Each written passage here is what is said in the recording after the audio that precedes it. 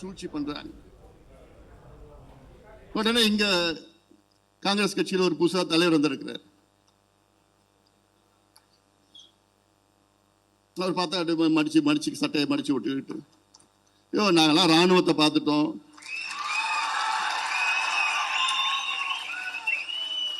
துப்பாக்கி சூட பார்த்துட்டோம், தடியடியை பார்த்துட்டோம், ஜெயில எல்லாத்தையும் நாங்க பார்த்துட்டோம், நீங்க அப்ப பிறக்க கூட இல்லை, நாங்க பேசுறோம்னா அமைதியா போயிடு, நாங்க ஆக்கப்பூர்வமான அரசியல் பண்ணிட்டு இருக்கிறோம், நாங்க தனியா நின்று எத்தனையோ சட்டமன்ற உறுப்பினர்களை நாங்க வெற்றி பெற்றிருக்கிறோம். தனியா நின்று உங்களால ஒரு கவுன்சிலர் கூட ஜெயிக்க முடியாது. தனியா நின்று பேச வந்துட்டீங்க. அங்க கர்நாடகாவில் DK சிவகுமார் குழந்தையை கிள்ளி விடுவாராம்.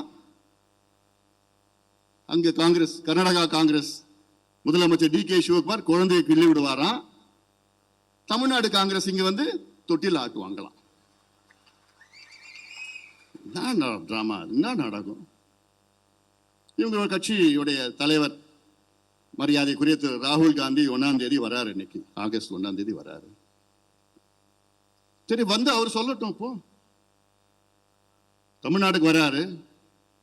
தமிழ்நாட்டுடைய உரிமை காவிரி, தமிழ்நாட்டுடைய உரிமை காவிரியை நாம் காப்போம் என்று மரியாதைக்குரிய மாண்புமிகு திரு ராகுல் காந்தி அவர்கள் சொல்வாரா? சொல்லணும். இது நம்ம உரிமை. காவிரி என்பது நம்முடைய உரிமை. அது காலகாலமா நம்முடைய உரிமை. எது நம்ம தான் அனுமதிச்சுட்டு வரோம். எத்தனையோ ஒப்பந்தங்கள் இருக்கிறது, எத்தனையோ தீர்ப்புகள் இருக்கிறது, தீர்வுகள் இருக்கிறது.